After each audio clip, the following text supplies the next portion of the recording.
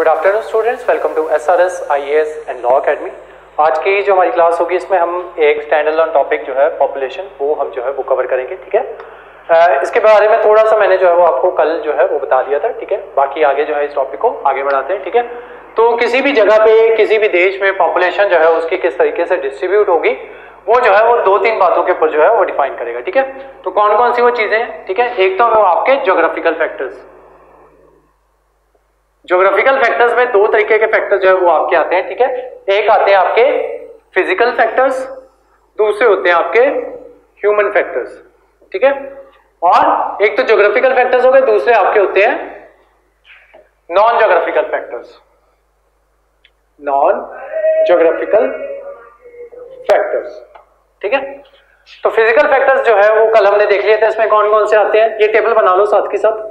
Topography, ठीक है, दूसरा सॉइल, तीसरा क्लाइमेट, चौथा वेजिटेशन। ठीक है, और उसमें एग्रीकल्चर डालना है डालो, यहां डालना है यहां डालो, यहां डालना है यहां डाल देना। ठीक है, दोनों में भी डाल सकते हो। ठीक है, एग्रीकल्चर, वैसे एग्रीकल्चर जो है वो आपका वेजिटेशन के अंदर ही कवर हो जाता है। ठीक है, नेक्स्ट आ जाओ ह्यूमन फैक्टर्स कौन कौन से हैं। एक है आपकी इंडस्ट्री, रिसोर्सेज। ठीक है, ह्यूमन रिसोर्सेज भी, आप लोग भी तो रिसोर्सेज ही होते हो। ठीक है, ह्यूमन रिसोर्सेज, ट्रांसपोर्टेशन, ये सारे जो थे हमने पिछली क्लास में डिस्कस कर लिए थे। ठीक है, उसके अलावा ज्योग्राफिकल नॉन ज्योग्राफिकल फैक्टर्स में सबसे पहले क्या आता है, पॉलिटिकल कंडीशंस। उस देश की पॉलिटिकल कंडीशन जो है वो किस तरीके की है वो भी डिफाइन जो है वो भी बहुत ज्यादा मैटर जो है वो करेगा। फॉर एग्जांपल जैसे सीरिया से लोग जो है वो माइग्रेट होकर यूरोपियन कंट्री जो है वहां पे जा रहे हैं, रीजन बीइंग कि वहां पे उन्हें अच्छी पॉलिटिकल कंडीशन जो है वो देखने को मिल रही है। ठीक है, तो इस वजह से वो सीरिया छोड़ के लोग जो है वहां पे जा रहे हैं। उसके अलावा पंजाब के लोग जो है कनाडा जा रहे हैं, यूएसए जा रहे हैं, या फिर ऑस्ट्रेलिया जो है वहां मूव कर रहे हैं, न्यूजीलैंड मूव कर रहे हैं। रीजन बीइंग कि उन्हें वहां पे पॉलिटिकल कंडीशंस, या आप कह लो कि वहां पे उन्हें ज्यादा जो है अपॉर्चुनिटी जो है, एम्प्लॉयमेंट अपॉर्चुनिटी जो है वो उनको वो मिल रही है। ठीक है, तो वो भी आपका पॉलिटिकल कंडीशंस के तहत ही कवर होता है। ठीक है, एम्प्लॉयमेंट अपॉर्चुनिटी क्यों मिल रही है, क्योंकि उस देश की सरकारें जो इस तरीके की पॉलिसी ला रही है। ठीक है, नेक्स्ट है आपकी इकोनॉमिकल कंडीशंस। पर्टिकुलर देश की इकोनॉमी जो है वो किस तरीके की है, इस वजह से वो भी एक चीज जो है वो डिफाइन करेगी कि वहां पे पॉपुलेशन जो है वो कितनी होगी। ठीक है, तो लोग जो है इकोनॉमिक कंडीशंस को देखते भी फॉरेन जो है वहां पे मूव करते हैं। ठीक है, बिहार के लोग यहाँ की इकोनॉमिक कंडीशन देख के यहाँ पे मूव ऑन कर जाते हैं, यहाँ पे मूव कर जाते हैं, और जो पंजाब वाले लोग हैं वो बाहर की इकोनॉमिक कंडीशंस अच्छी देख के वहां मूव कर जाते हैं। ठीक है, लास्ट है आपकी हिस्टोरिकल कंडीशंस। हिस्टोरिकल कंडीशंस कि उस पर्टिकुलर देश की हिस्ट्री जो है वो किस तरीके की रही है, वो भी बहुत सी चीजें जो है वो डिफाइन करेगी कि वहां पे पर्टिकुलर पॉपुलेशन जो है ज्यादा होगी या कम होगी। ठीक है, नेक्स्ट लिखो पॉपुलेशन थ्योरी। ये समझो, ये समझने वाली चीज है, इसके ऊपर क्वेश्चन भी पूछ लिए जाते हैं प्री में। पॉपुलेशन थ्योरी, इसको माल्थुजियन थ्योरी भी कहा जाता है। सॉरी, इसको माल्थुजियन थ्योरी नहीं कहते, इसको कहते हैं Thompson theory. Thompson and Notestein theory, THOMP, थॉम, आगे TSON, थॉमसन थ्योरी। दूसरी नोटस्टाइन, NOTESTIEN, नोटस्टाइन। ठीक है, तो ये जो है ये थ्योरी देते हैं कि किस तरीके से प्रिमिटिव सोसाइटी से हमारी जो है मॉडर्न सोसाइटी की तरफ पॉपुलेशन जो है वो किस तरीके से बढ़ती है, उसकी एक थ्योरी जो है वो दी हुई है इन्होंने।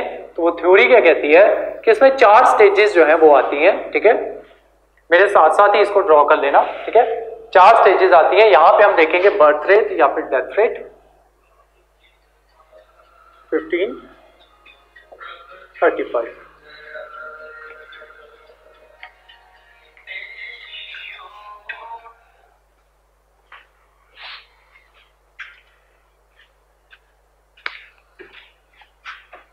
ये चीज क्या चीज आपकी डिफाइन करेगी, बर्थ रेट या फिर डेथ रेट।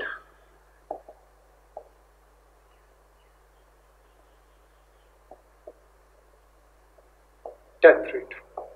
ठीक है, ये नीचे वाली चीज क्या डिफाइन करेगी, ये डिफाइन करेगी आपकी स्टेजेस। ठीक है, तो यहां पे बना लो स्टेज 1,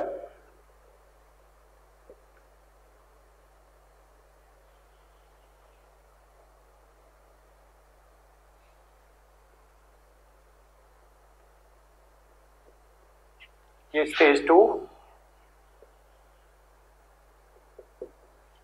स्टेज 3,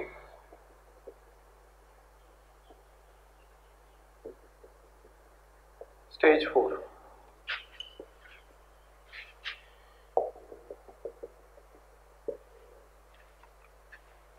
स्टेज 1 क्या कहती है कि जब प्रिमिटिव, ठीक है, जब हम जो है जब इतनी ज्यादा हेल्थ फैसिलिटीज जो है वो हमारे पास नहीं थी, तो उस टाइम पे क्या होता था कि उस टाइम पे बर्थ रेट जो हुआ करता था वो भी काफी ज्यादा हाई हुआ करता था, ठीक है। जब इतनी हेल्थ फैसिलिटीज नहीं थी तो उस टाइम पे बर्थ रेट जो हुआ करता था वो काफी ज्यादा हाई जो है वो हुआ करता था, यानी कि 35 के आसपास जो है बर्थ रेट जो है वो हुआ करता था, ठीक है। और क्योंकि हमारे पास उतनी ज्यादा जो है फैसिलिटीज जो है वो नहीं थी, हेल्थ फैसिलिटीज नहीं थी, उस वजह से डेथ रेट भी हमारा उतना ही ज्यादा हाई था, ठीक है, कि जितने लोग पैदा होते थे, ठीक है, उनमें से कुछ ही लोग जो है वो बच पाते थे, मोस्ट ऑफ द चिल्ड्रन जो है उनकी डेथ जो है वो हो जाती थी, ठीक है। तो स्टेज 1 में आप लिखो हाई बर्थ रेट और हाई डेथ रेट,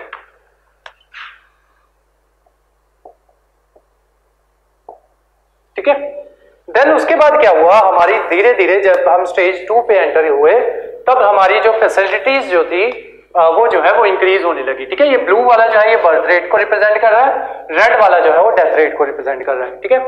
तो उस वजह से क्या हुआ कि जब हमारी हेल्थ फैसिलिटीज जो थी वो बढ़ने लगी तो उस वजह से क्या हुआ कि हमारा डेथ रेट जो है वो डिक्रीज होने लगा,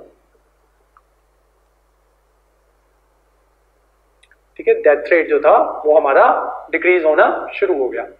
क्यों? क्योंकि हमारी जो हेल्थ फैसिलिटीज जो थी वो बेहतर जो है वो होने लगी, लेकिन अभी भी हमें उतनी अकल जो है वो नहीं आई थी, जिस वजह से बर्थ रेट जो था वो और इंक्रीज होना शुरू हो गया, क्योंकि हेल्थ फैसिलिटीज जो है वो और आ गई, ठीक है। हेल्थ फैसिलिटीज आ गई, अब बच्चे मर तो रहे नहीं थे, ठीक है, लेकिन और ज्यादा बच्चे जो है वो पैदा करने लोगों ने वो स्टार्ट कर दिए, ठीक है, बेटर हेल्थ फैसिलिटीज की वजह से।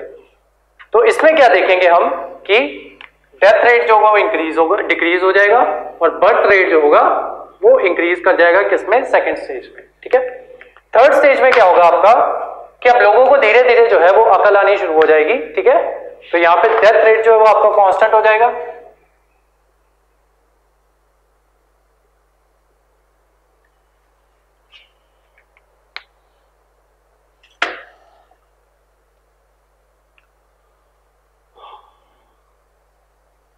और बर्थ रेट जो है क्योंकि लोगों को अकल आनी शुरू हो जाएगी तो बर्थ रेट भी धीरे धीरे जो है वो डिक्रीज जो है वो होता रहेगा, ठीक है। अब इंडिया जो है वो हमारा अभी अभी इसी स्टेज में जो है वो एंटर किया है, ठीक है। इंडिया अभी इनिशियल स्टेज पे है, स्टेज 3 के, ठीक है। अब हम देख रहे हैं कि लोगों के जनरली 1 या फिर 2 ही बच्चे हैं, ठीक है। अब तो 2 भी बहुत कम लोगों के होते हैं, जनरली 1 ही बच्चा जो है वो होता है, ठीक है। और लास्ट स्टेज एक ऐसी स्टेज आती है जब ये डेथ रेट और बर्थ रेट जो है ये दोबारा से इक्वल जो है वो हो जाएगा, ठीक है।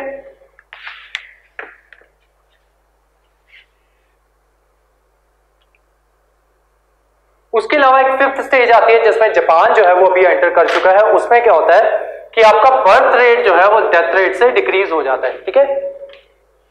इसको बनाना मत, ठीक है, ऐसे बता रहा हूं आपको, यहीं तक है आपकी ये पॉपुलेशन थ्योरी, यहीं तक है। अब क्योंकि जापान जो है वो नई स्टेज में एंटर कर रहा है तो उस वजह से जापान का जो बर्थ रेट जो है वो डिक्रीज हो गया, लोग जो है वो बच्चे पैदा ही नहीं कर रहे, क्या उनके पास जो है उनके जीवन जो है इतना ज्यादा बिजी है वहां के लोगों का कि उनके पास टाइम नहीं है शादी वगैरह या बच्चे वगैरह करने का।